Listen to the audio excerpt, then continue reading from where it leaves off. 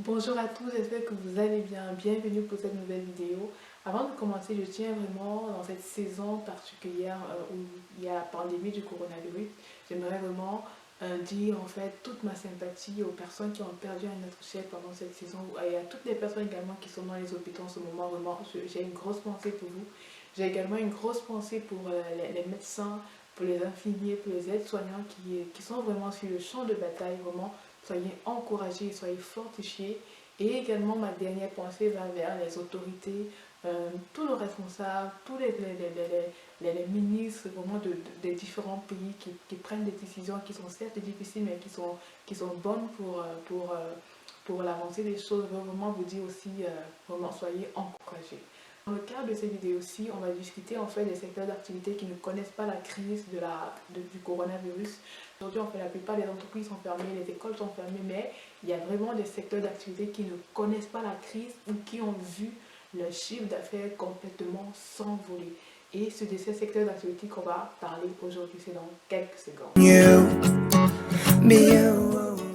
Bonjour à tous, j'espère que vous allez bien. Comme je disais tantôt, aujourd'hui en fait on va voir ensemble quels sont les secteurs d'activité qui ne connaissent pas la crise. C'est-à-dire que malgré le fait qu'il y a le coronavirus, malgré le fait que les entreprises ont fermé, il y a certaines entreprises vraiment qui ont vu leur chiffre d'affaires complètement s'envoler et qui n'arrivent même plus à pouvoir satisfaire toute la demande qu'ils ont en ce moment, tellement ils ont reçu des commandes mais ils n'arrivent pas à pouvoir toutes les respecter. Donc aujourd'hui en fait on va voir quels sont ces secteurs-là. Le premier secteur, ce sont les médias. Aujourd'hui, les médias représentent notre principale source d'information par rapport à l'évolution de la maladie, que ce soit en Chine ou dans la plupart des pays du monde entier. Donc, par exemple, les médias, en fait, comme le New York Times a vu son audimat complètement avoir un pic vraiment énorme. Donc, la plupart des médias sont comme vraiment au pied de guerre là, au pied de guerre, elles sortent beaucoup d'informations et la plupart des gens également sont tout le temps sur les médias pour voir comment évolue la maladie, quelles sont les précautions à prendre, quelles sont les décisions, les nouvelles décisions que les gouvernements ont prises. Donc il y a vraiment beaucoup de personnes qui écoutent, qui regardent, qui lisent les médias en ce moment-ci. Donc il y a un réel pic, il y a une réelle demande au niveau des médias en ce moment. Voilà. Le deuxième secteur d'activité qui ne connaît pas la crise, c'est le secteur du divertissement. Oui, vous avez bien entendu le divertissement. Aujourd'hui, les écoles sont fermées, les enfants sont à la maison. Aujourd'hui, certaines personnes ont perdu leur emploi, donc ils sont à la maison. Aujourd'hui également, on pratique le télétravail, dont la plupart des gens sont à la maison. Et pour pouvoir justement meubler le temps, beaucoup de personnes se sont tournées justement vers les entreprises de divertissement, comme Netflix. Voilà, Netflix, la chaîne qui propose justement des émissions et tout. Netflix a c'est complètement envolé ces jours-ci. La plupart des personnes sont sur Netflix pour regarder des films, pour écouter des documentaires, puisqu'elles ont du temps libre. Mais également, il y a des entreprises qui font dans les jeux vidéo, puisqu'il y a les enfants qui sont à la maison, il faut occuper les enfants. Donc, il y a vraiment les entreprises de jeux vidéo, des entreprises comme Netflix ont vraiment vu leur chiffre d'affaires croître pendant cette saison-ci.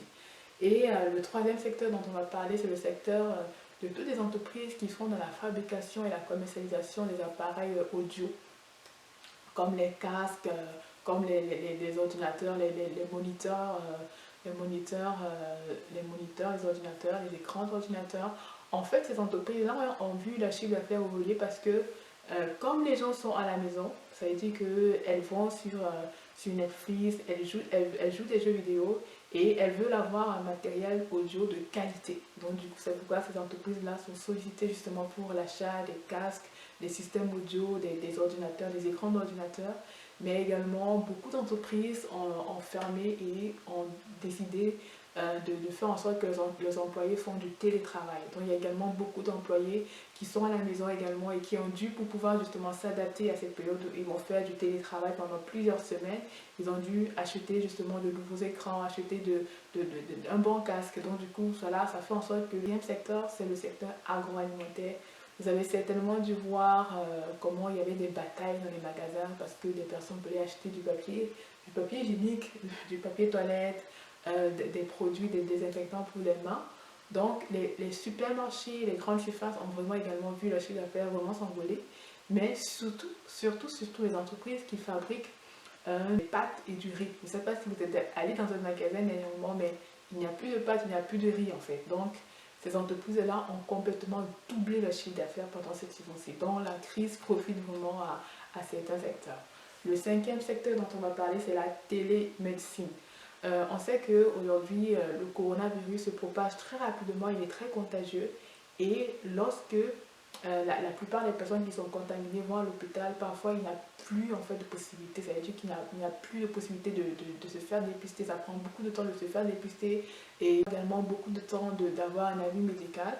Donc les entreprises qui aident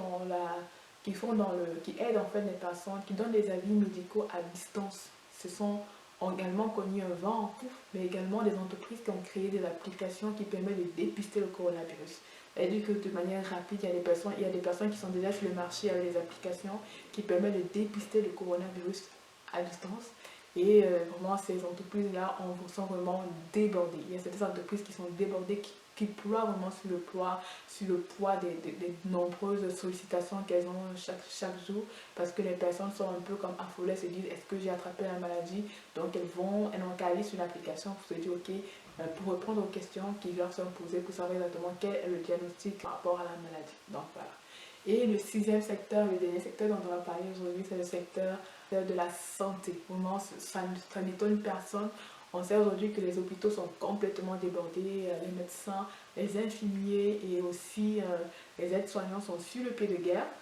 Donc c'est vraiment un secteur les hôpitaux sont vraiment, ont vraiment, il paraît que la rentabilité des hôpitaux actuellement est de 244%. Je ne sais pas si vous imaginez, c'est vraiment énorme. Mais aussi, toutes les entreprises qui sont connexes en fait au secteur de la santé, comme les entreprises qui fabriquent des masques, les entreprises qui fabriquent des gants, des blouses. On sait aujourd'hui qu'il y a même des pays où il y a une rupture de stock au niveau des masques et que par exemple dans certains hôpitaux ils sont obligés de peut-être d'utiliser un masque pendant une journée. Waouh, ce qui est vraiment waouh. On se rend compte que ce sont vraiment des secteurs qui ploient sous le poids de demandes qu'elles n'arrivent même plus à satisfaire.